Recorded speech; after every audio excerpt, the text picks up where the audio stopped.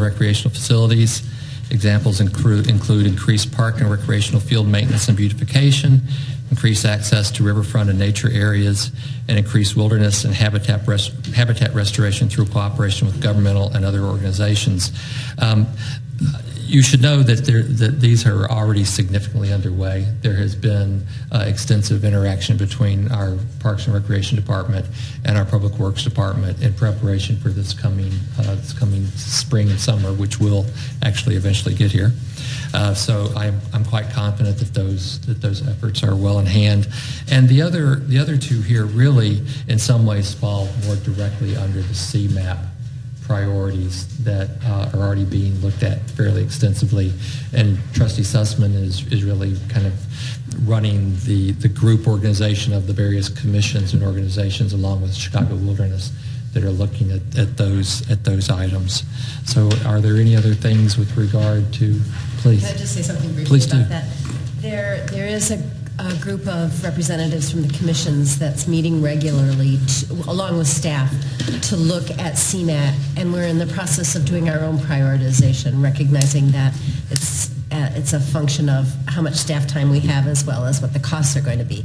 So I think that pretty soon I'll be able to talk about what those priorities are and to actually show project plans that are being put together, not just with the commission members, but with staff as well. And we do have some priorities that we're working on. I can talk about, or I can just come back and do the whole thing at once. But CMAP's clearly a priority, I think, for and that group, the commissions and the group that you're facilitating is really making great strides on that, and that includes our Parks and Recreation Department, our Public Works Department are all part of it. So I think by early spring, if you want to come back and maybe bring the other chairs Absolutely. with you, that would be great. So, yes, sir, please. I applaud Gene for jumping on that and being part of it. I think this is the part of the agenda that excites me the most. We spend a big part of our time talking about sidewalks, squares, police trucks, salt, all the things that really aren't fun. To Richard's point, growing up in this village used to be more fun. It used to be way more prettier than it is now. And we had a lot more activity from the residents utilizing our parks and our riverfront. When you could see it, you can't. And part of the CMAP thing is harkens to the importance of the river and why we're here, and the whole basis of Mr. Olmsted coming to this area was the river. Right now you can't see it, you can't use it. There's very little access to it unless you just walk down and jump in it yourself. The CMAP talks of river paths, it talks of canoe launches, and access to the waterway. This is a waterway that is all of ours, and we should be able to use it. And I think it's part of what gives Riverside its overall character. We would be nothing without the river. It's what drew us here, and it's why we all kind of live here. I would love to see the implementation of a path system along the river. I know Richard's not going to approve of this, but I would like to see us be able to see the river more. The project that went on this summer, or early fall, behind the library and the village hall was probably very stark and shocking to most people because of the level of clearing that we did back there. But one has to understand that that's how it used to be. And we as a village have neglected our riverfront, and in part because we don't have the money to spend on it. And we've spent our money on buying fire trucks, police cars, lockers, cameras. We talk of all these things that, in my mind, are necessary to function in today's world. But the whole reason that we pay the taxes that we live in this town is to have fun. And I want to see us start talking about using our parks, using the river, getting back down to the river, and utilizing that area. I mean, it's our largest single asset, besides all the historical buildings that we have in this town and our historical status. So I, for one, would like to be part of any talk or discussion or groups that President Sells, you spoke a while back of gathering the commissions and taking a walk and seeing what the feasibility. I say let's once the snow clears, let's put our boots on and take a walk. The river is a beautiful thing, and it flows past us every day, and we don't pay attention to it. We can't see it. We can't use it. We can't touch it. So I'd like to see more of that. It may sound mundane to some people, but perhaps if we were a destination for canoeing, for kayaking, that would spur business development. Perhaps if we were a destination or you had a place to walk with your kids or ride your bike along the river. We're not the only town in this country that is situated on a body of water. But if you look at every major municipality that is, look at Chicago. They have miles and miles and miles and miles of paths. And they kept their whole front yard open to the lake. People boat on it, bike on it, walk on it, run on it. I want to be able to provide the residents the same ability to utilize the riverfront in that aspect. And that's all I have to say about it. Mr. Powell?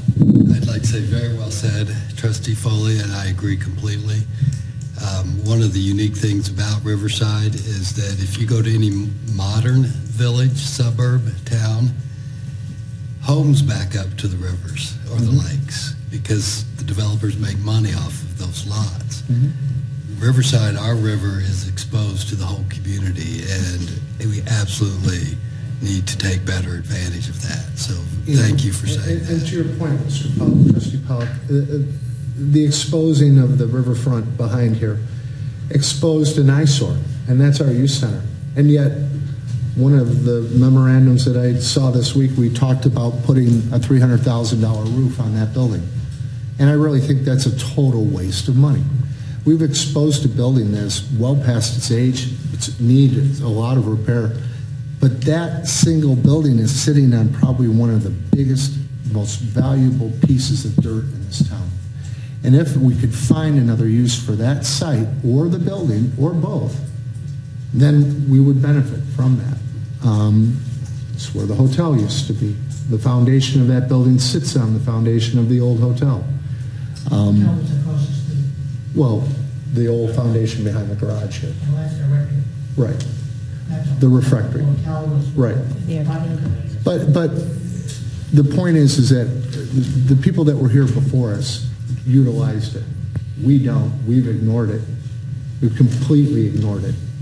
If there's anybody that says that we've put a penny into looking at the river or cleaning it up, I don't believe that. I think that's a little harsh. I mean, there's a lot of work that was been done down in Swan Pond to open up the river. For what?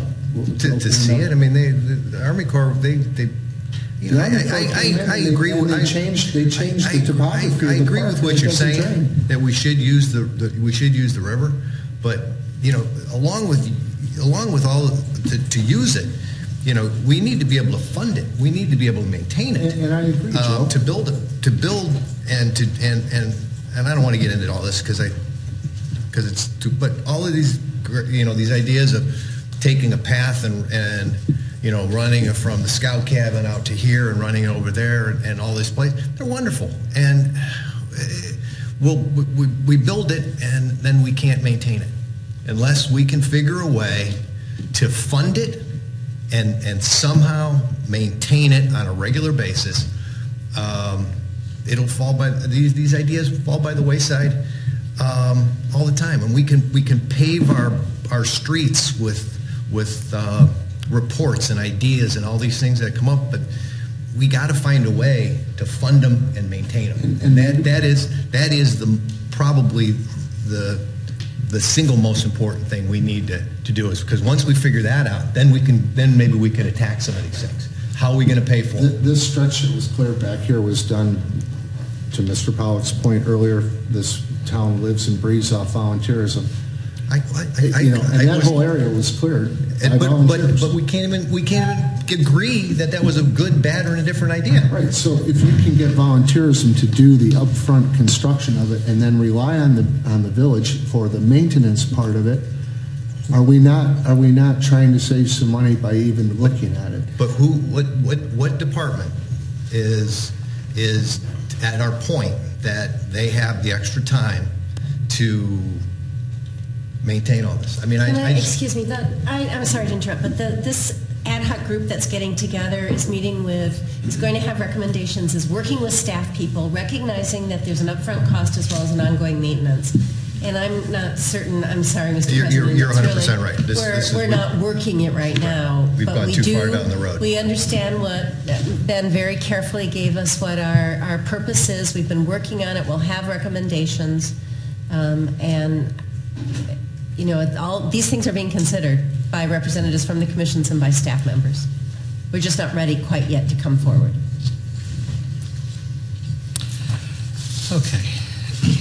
So before we move on to the more specific discussion about finance, are there any other items, either from the trustees or from any of our department heads who are here, any ideas